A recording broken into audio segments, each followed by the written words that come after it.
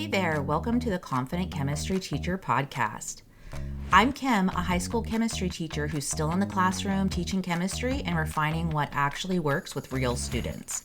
This podcast is all about practical chemistry teaching strategies, labs, and systems that make teaching feel more manageable and more confident.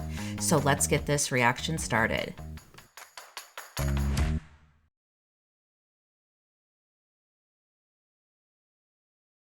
Hi everyone, welcome back to another episode of the Confident Chemistry Teacher podcast. In this episode, I just wanted to talk about what I'm going to be doing differently or what I'm going to be focusing more on in the 2026 in this new year. I've been hearing lots of other people in their podcast talking about like what they're going to be doing, what they're leaving in 2025 and bringing into 2026. So I just wanted to share with you a few key systems or intentions that I have for this new year that will help me survive this year and enjoy this spring semester with my students. Now, as I go through these, I do have 4 things that I'm talking about. I'm not suggesting that you need to do all 4. I'm not suggesting that you need to do any of them, but I'm hoping that maybe this inspires you to try to focus on one area to make your 2026 spring semester super awesome. So the first thing I'm going to do is I'm going to go to more structured weeks. I'm feeling a little behind in my curriculum. So hopefully by doing this more structured week, my students will know what to expect better. Hopefully there'll be better behavior, they'll be more on task, and then it's like less decision fatigue for me when I have to go and plan those lessons. So the idea is that on Mondays, I'm going to do like a lecture, give some notes, and have some light practice. On Tuesdays and Wednesdays, I'm going to have some activities or labs that we do. Then on Thursdays, we're going to review and they're going to organize their notebook and work on their practice test. And then Friday, we're going to do either a test or a quiz. So if it's a 2-week unit, I'm still going to keep that same structure. But on Friday, I'm just going to quiz them on the content that we learned that week. And then the following week, that following Friday would be like the unit test. So the idea is, I know that this is a little bit rigid. I might alternate it or change it if I need to. But like I said, I'm hoping that this reduces my decision fatigue, helps me focus on what content is like really important because like I mentioned, I'm behind and I really do want to give the kids the best education and focus on the most important topics that they need. And then it will hopefully give the students a little better opportunity to know what to expect. So this structure is going to help me focus on what actually matters in the classroom and help me organize my year better. The second thing I'm going to be focusing on is using my monthly checklist. I feel like I'm going to say this a couple times in this episode, so I apologize. I think I mentioned in a previous podcast or maybe in an email that I created a monthly checklist for myself. So like I said, I've been feeling a little overwhelmed by everything that I need to do. I'm the senior class advisor. I've never done that before. Like I said, I'm teaching a new class that I've never taught before. I've been asked to do a couple of extra things, and I just feel like there is a lot going on, and I'm like maybe missing things. Or like, why am I making copies before class? I could have sent the copies in the week before. So the idea is that I'm hoping this checklist gets me organized. It's broken down into 4 sections. So the idea is not that I would need to necessarily do the whole checklist, but the idea is that I'm going to focus on one of the 4 parts every week during the school year. And then if I do have a staff development day, my principal is super awesome and she always gives us work time in the afternoons. So I'm going to try to knock out as much of that in the staff development day and then do the rest of it during the week.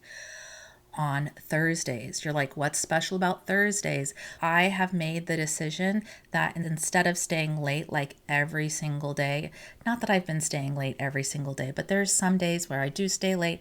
It's just more than I would like.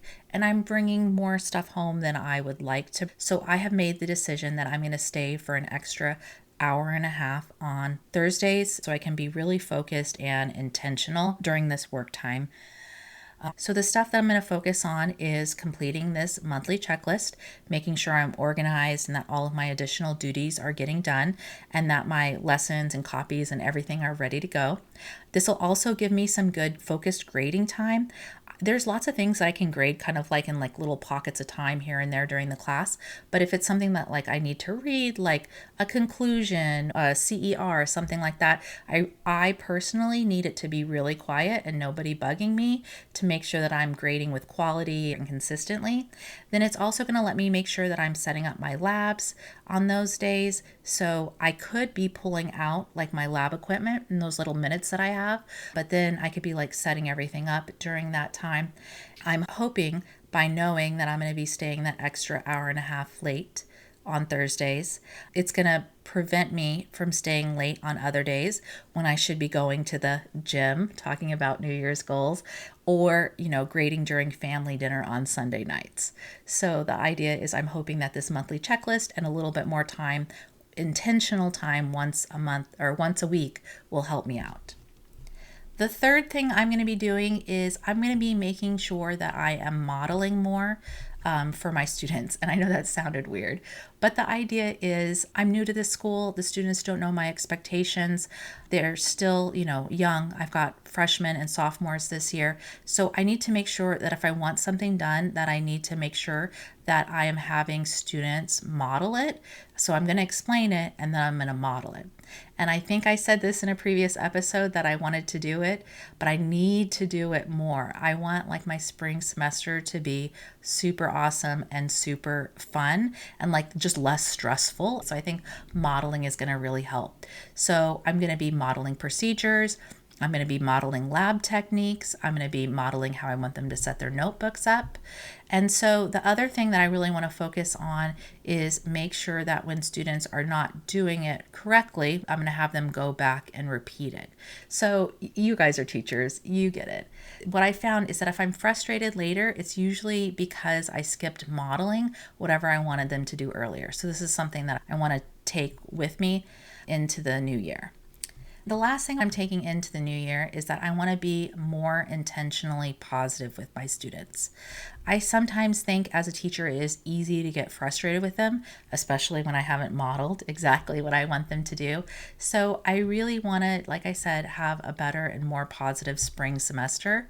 And so some of the things that I'm going to work on is giving more verbal praise, like, hey, you're doing a great job on that. I know it sounds kind of silly, but I like when somebody walks by and tells me I'm doing a great job.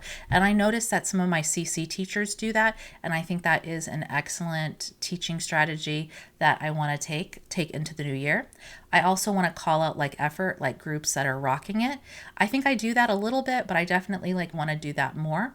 It sounds kind of corny, but I used to put stickers on kids' tests when they did really well. So at my last school, I really did it when they did like 100%, but I think I'm going to put stickers on the tests for the A's and the B's this semester. That's what I'm really going to focus on. Kids really do like the stickers. And then I also might do some other like academic awards, like some small rewards like coffee or candy, like a Starbucks Frappuccino thing for like the kids who get like the 3 highest scores on the test. I sort of feel like my kids are like okay with getting a C or a D, and that's not what I want them to strive for. I know that these are external motivating factors and we want them to be like internal, but I'm kind of a believer that once they build up their ability or their confidence that they can succeed, that will turn into more like internal motivation. And I'm trying to think of the teacher term right now, like intrinsic and extrinsic motivation. There we go. There's my teacher terms that I should be using. But the idea is I want to make sure that I am letting my kids know that I really appreciate their effort and their growth in my class, and then also help them, maybe try to strive a little higher. As we move through the rest of the year, you're going to hear a little bit more about these systems. I'm going to tell you guys how I'm planning my units a little bit more instead of what my unit is, like a checklist of things. I'm going to try to give you a little, this is why I plan my unit this way. I'm going to talk a little bit more about some like really cool labs that are going to come up. Like some of my favorite is I have this really awesome dry ice root beer lab that, is great for states of matter, great for acid-base chemistry, great for environmental chemistry that I'm super excited to talk about. I also have a cool gas law thing. So my goal is to go a little bit deeper and explain how these systems are supporting me. And so maybe you don't want to do that lab But the dry ice one is pretty cool. Maybe you don't want to do that lab, but maybe you could apply that content or that strategy that I'm using to whatever your favorite labs are. And by the way, I would love to hear what your favorite labs are because I'm all about having fun. So the idea is if you're feeling overwhelmed right now, I want you to remember this: you are not alone. You don't need to do 1,000 things in this new year. I'm only adding one new thing this year, which is to really focus more on that monthly checklist. I'm just kind of setting up my week to help me be more organized and have less decision fatigue on what we're doing. I'm going to make sure that I'm including modeling in my lessons more. And then I'm also going to just try to be more positive with my students. And I just want them to let them know how much I really enjoy them and appreciate their effort in class. As always, thank you for listening to today's podcast. I know teaching chemistry can often feel overwhelming. My hope is that this episode gave you one idea, one strategy, or one small shift that you can take back to your classroom. If you found this episode helpful, please share it with another teacher who might need a little assistance or just wants to feel like they're not alone in the classroom. And until next time, keep inspiring, keep experimenting, and keep being awesome in your chemistry classroom. Happy teaching.